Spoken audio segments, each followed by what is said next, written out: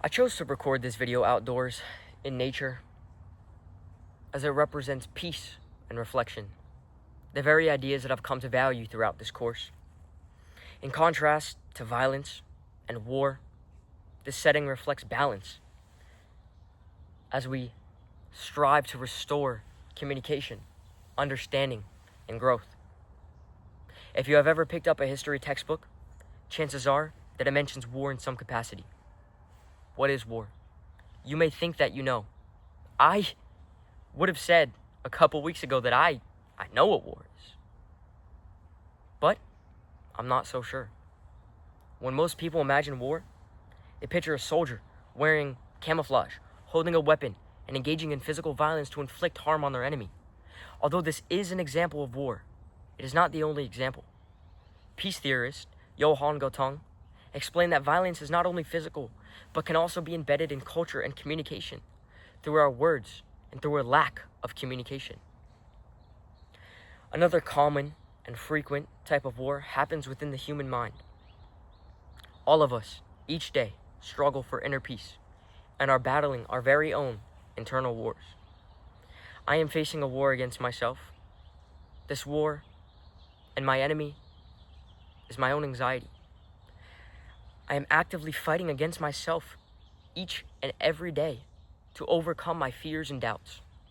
In a culture formed around patriarchy and hate, these internal and external wars are influenced by factors that may seem out of our control. Our society seems to influence and perpetuate violence and war. But if we all took some time to reimagine our world and our individual lives, and then actively took the strides to pursue these ideals, would we be able to change the world?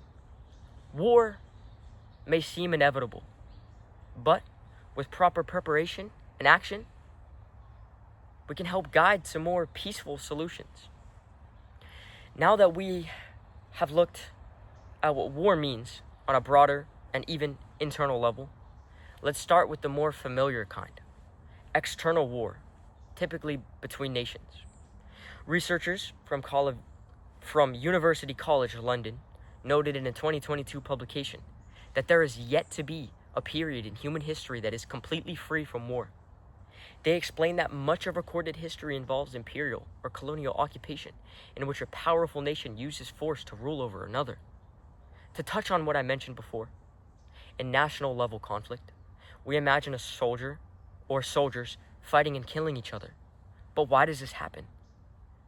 Rather than this distant examination of war, it is important to understand the underlying core issues, a breakdown in understanding, empathy, and communication, or, in most cases, a lack thereof.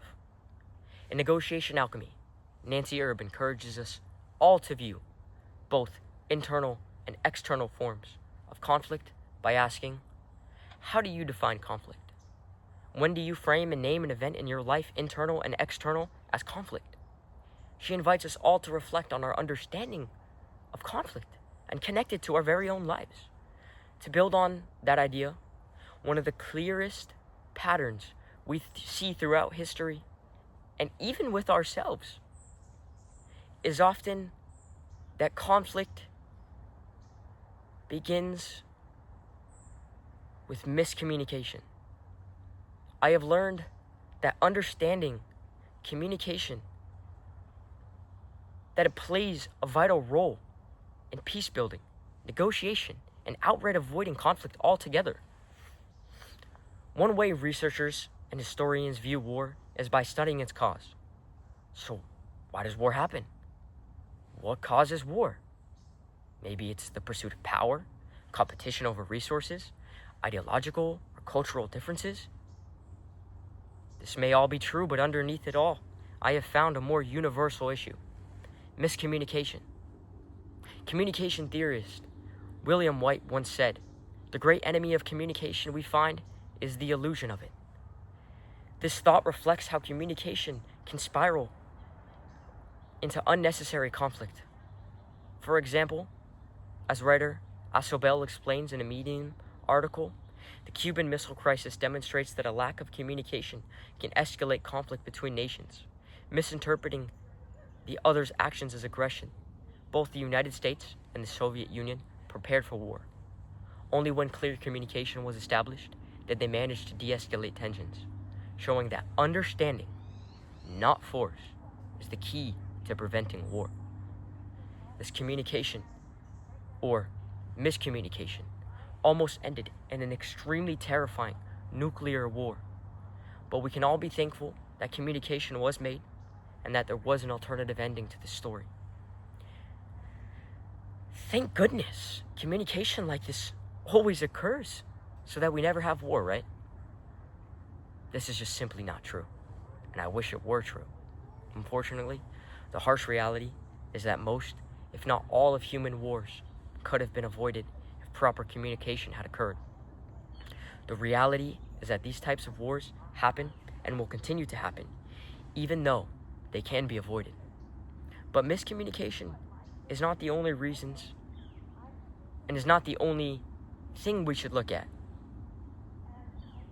when studying why war continues. There are also deeper cultural forces that shape how we view conflict, especially how our society may glorify it. Have you ever felt that wherever you look, violence and war exists? At times it feels like I cannot escape it. In the media, being social media, the news, in movies, video games, our country's power structure, and even our national values. If you're a man, you may be even more familiar with this, but it is not exclusive to any one gender. Nancy Erbe explores this very fact in her own book, Living Inspiration. She explains that both men and women at their worst are violent. Men are more likely to be reactive and physically violent, while women are more likely to be psychologically and emotionally violent, exclusionary, critical, and mean. This shows that violence is displayed in multiple ways, being influenced by both gender and culture. Psychology has helped me understand why we are so drawn to this focus on violence, and why war feels so familiar to us. We may be also familiar with war and violence because it does surround us and our society. It might be the case that war is so common because our attention is directed towards it. This can be best explained by what I've learned in my cognitive psychology course as the availability heuristic. The availability heuristic is a cognitive bias, which is a mental shortcut. As Charlotte Roll explains in her Simply Psychology article, a cognitive bias is a systematic error in thinking affecting how we process information, perceive others, and make decisions. It can lead to irrational thoughts or judgments, and is often based on our perceptions, memories, or individual and societal beliefs. Before explaining how the availability heuristic works in this specific context, let's first get a better understanding of what this heuristic is. Psychologist Kendra Cherry defines this heuristic as a mental shortcut that influences our thinking by estimating the probability, likelihood, or risk of something of happening based on how easily examples of it come to mind. So for our example, the something happening is war. And the fact that we are so frequently exposed to war in our society plays a role in how we view it and how easily these examples come to our mind. We have become desensitized to war, and at times we may expect war to happen as if it's inevitable. I myself am guilty of this, and I'm sure I've made that clear during this presentation at times. It is also important to know that cognitive biases like these happen without us even realizing. And our thinking can be conditioned towards violence. But it can also be trained and retrained to understanding and peace through mindfulness and reflection. In a way, our society has tapped into our unconscious minds and hijacked them without consent in order to program us to be focused on war. This is very important to be aware of in order to change the way we view war and to battle our own minds. War is not the only option. It was never the only option. And in our society, and the influence from our society, working together with our very own minds, we can prove otherwise. So what can we do to combat these conditioned perspectives of war? Author Alice Walker once wrote, "War will stop when we no longer praise it, or give it any attention at all, and peace will come whenever it is sincerely invited." This quote is extremely powerful because it simultaneously highlights the power of our very own minds while explaining the exact societal and cultural influences that we are discussing. The glorification of war and violence perpetuates the problems that we are facing. It is also true that many of those who glorify war do not realize that the impact that they may have. I really believe in what Walker was preaching. War should not be treated as a victory. There is no victory in war. There is no winner. There are only losers. The statement often attributed to former British Prime Minister Neville Chamberlain captures this very idea. He says, "In war, whichever side may call itself the victor, there are no winners, but only all are losers." As we are all human, being on this planet together, war and the loss of life should be condemned. The very fact that we are killing each other means that we are failing, especially as a species with such high levels of cognitive function and ability. We know that war itself has extreme consequences, and we have identified some of the problems that arise when war begins. But these are not the only apparent issues. Even after physical war and violence is ended, the battle is not over. The battle I am referring to lies within the lives of the people involved in conflict and war, and how they begin to rebuild trust, communicate with others, and heal. Nancy Erbe, in her book Negotiation Alchemy, explains that communities who know war and violence and violent conflict struggle to trusting members of their very own groups and communities, as well as outsiders. This means that after war ends, the healing process is just beginning. The effects of war can be felt for years and generations to come. Although the process for healing may be hard, it is not impossible. As Erbe later notes, by working together and analyzing situations, it can help affected parties clear misunderstanding, reduce stereotypes, and reestablish relations. This shows how healing relies on shared reflection and actively repairing relationships. Like nations rebuilding after conflict, individuals can also learn to understand and heal from both internal and external conflict. Erbe reminds us that peace begins with empathy. If we, as human beings, can learn to suspend judgment with each other and seek to understand and accept each other, even when we have different opinions and perspectives about life, then we will be able to find and build our common ground as humanity. With focus on similarities rather than our differences, we can begin the healing process. As Erbe later writes, once we focus on seeing our similarities more than our differences, I believe that we will start to encourage each other, encourage each other's best selves. Seeing our strengths and differences is pivotal for peace building. As Erbe goes on to say, unless the leaders learn to appreciate and embrace diversity, gifts will be ignored, missed, and lacking. Understanding, empathy, and appreciation are not only applicable to nations and society, but also to personal, internal healing. These lessons about healing and understanding don't simply apply to nations, but also apply to us as individuals. I have spent most of my life riddled with anxiety. During my early adolescent years, up until the age of around 15, I was unknowingly battling this internal war against my anxiety. At around the age of 16, I became aware of this battle, as if I were a soldier realizing that my enemy was within.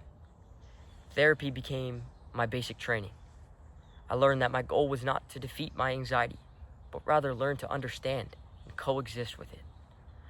Carl Jung once said, "One does not become conscious of the shadow by imagining it, but by facing it." What I believe he means by this is we must confront our troubles and face them. As I have learned in my psychology course, anxiety serves a purpose to protect us from perceived danger. By understanding this, I was able to learn to negotiate with it, avoid unnecessary internal conflict, and most importantly, build peace within myself. The skills that I have learned through therapy and the knowledge I have acquired through psychology courses, I have been equipped with negotiation tools that I use to survive in this world and to thrive in my life. Specifically, cognitive behavioral therapy and dialectical behavioral therapy showed me that my anxious thoughts are not definitive truths. My thoughts are not commands that a military soldier must abide by, but rather they are messages that I can challenge and reframe. As psychologist Marshall Linehan explains, DBT encourages individuals to cultivate awareness and acceptance of their thoughts while practicing cognitive and emotional regulation skills to create what she refers to as a life worth living. My psychology courses also taught me that attention and memory are key factors that influence our thought patterns. Schemas, or mental frameworks, and cognitive distortions all affect the way that we process and formulate information and our perception of life. Psychologist Ulrich Nezier describes a schema as an internal portion of the perceptual cycle that both guides perception and is changed to become the result of our very own perception. It is both structure and process. So mindfulness and active reflection have helped me pause before reacting to my anxious thoughts. In those moments, I am no longer controlled by my anxiety. I am no longer fighting it. I am communicating with it. Just as two opposing sides in conflict may work together towards understanding during mediation, I am doing the same. Linehan, in her DBT skills training workbook, defines mindfulness as intentionally living with awareness in the present moment, without judging or rejecting the moment, and without attachment to the moment. By applying these principles, I myself can live with my anxiety, live with my thoughts, not by silencing them, but by accepting them, accepting what is and accepting what isn't. Internal peace cannot be solved by suppressing our emotions. Our emotions are a vital part of being alive. They are what make us human. Dr. Catherine Tristan explains in a video helping people with anxiety and worry that anxiety is normal, worry is normal. We need it. It's a natural part of our lives, and it helps us cope with issues, warning us of potential problems. So the goal here is not to not feel anxiety and worry, but it is to worry smart. It is to feel anxiety, but do something about it. So rather than suppressing our emotions, we must accept them. We must accept the fact that we feel emotions and embrace them even at times when they may feel overwhelming. Having empathy for yourself is the first step towards meaningful change. The same way global conflict starts with empathy towards others, the same is true when resolving our own internal wars. So, as I learned to make peace with myself, I begin to wonder, what would the world look like with these ideals on a larger scale? What would the world look like and our individual lives look like if we reimagine them with these new ideas and perspectives? Would violence and war cease to exist? Would happiness be the only emotion we felt? These questions are impossible to answer, but they do invite reflection. Even theoretically, if everyone possessed the true skills for mediation and empathy, would true peace be possible? Would it be obtainable? Perhaps not entirely. The core challenge lies within human nature and our complexity and individual differences. Even if humanity collectively agreed that peace was obtainable, there is no universal value system that we possess to make this happen. Some may not value peace as deeply as others. They may pursue power, control, or other ideals instead. As Nancy Erbe reminds us, once again, you get an opportunity to advocate and define for yourself, determining what is most significant to you. That is your life. It is your life, and no one else has the right to define it for you. What is most significant to me is happiness. There is not a single thing that I would trade or sacrifice for my happiness. Although this may sound problematic, the happiness that I am referring to is not happiness that is achieved by instant gratification. I view happiness in the form of the entirety of my life.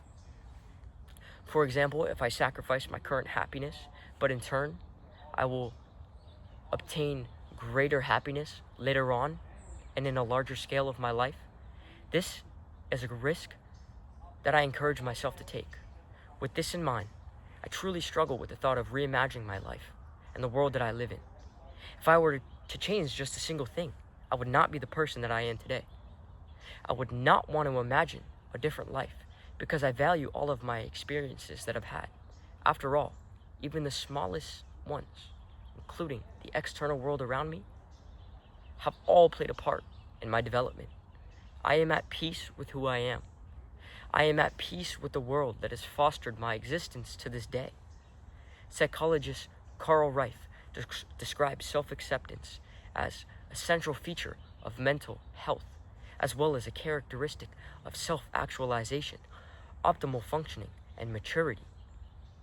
Holding positive attitude towards oneself emerges as a central characteristic of positive psychological functioning. Reif's work affirms my belief that happiness does not come from control, but rather from acceptance. Now, if I were able to change the future, external and internal, there are some things that I would love or like to influence. A world in which hate, violence, and misery cease to exist is a world that fosters happiness, and in turn is a world that I would like to live in. Peace researcher Johan Galtung once said that peace is the absence of violence. I imagine a world in which conflict still exists, but rather than pursuing it with violence, it is met with the proper tools to foster understanding, empathy, collaboration, and resolution. Children would grow up with the understanding that individuals are different, but we can learn to grow alongside each other and support individual freedoms of expression. Erbe reminds us that we cannot afford to attack our strengths, destroy and inhibit any human of their strengths. Our differences are our strengths. We need the contribution and effort of everyone's best self. As I discovered with my own emotions, there are some things in life that we cannot run away from. Some things that we cannot eliminate, no matter how hard we may try. This logic remains the same with the differences between individuals. There will always be someone that we may not agree with, and we have to learn to accept that fact. It is what we choose to do in the presence of these differences that is at the core of what we have learned in Professor Erbe's War and Human Experience course. We must learn to accept others and accept the fact that others may have different beliefs and not fight against them, but rather learn to coexist peacefully. It is okay to have disagreement. It is important to have disagreement. That's how we learn, grow, and influence. In some cases, it may be impossible to truly come to an agreement in which both sides are convinced. But it is possible to come to an agreement. What should never happen in my ideal reimagined world is one side overpowering, silencing, or suppressing another. Everyone deserves the right to express their thoughts, ideas, and feelings. And within this, communication and the communication of expression, we can find true understanding, true conflict resolution, and true peace. The world needs to listen. Listen to each other.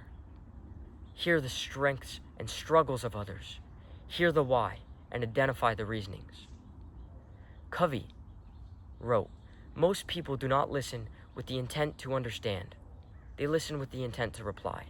This quote captures the very essence of the inability that some have to listen with empathy. We should not be listening to others with the intent to just reply, but the intent to understand. Covey also reminds us to first seek to understand and then to be understood. Not on just surface level conversations is this true, but to internal conflict and national resolution. In my reimagined world, we will all learn to understand and appreciate each other, reason with each other, reason with ourselves. Even if a world like this may be impossible to achieve, I do believe that a world like this, or a world that resembles these aspects, is possible with proper communication, negotiation, and conflict resolution skills in the presence of empathy.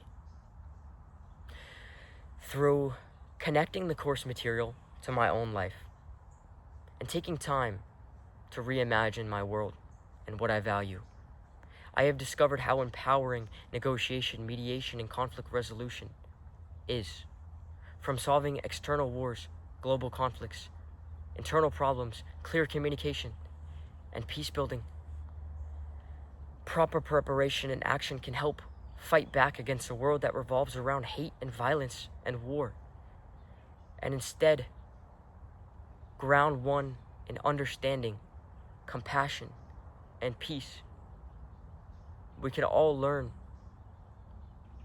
to live with each other peacefully, live with ourselves without doubt and with peace. A world like this is truly possible, but it will not happen unless we take the strides necessary to achieve this world. Thank you.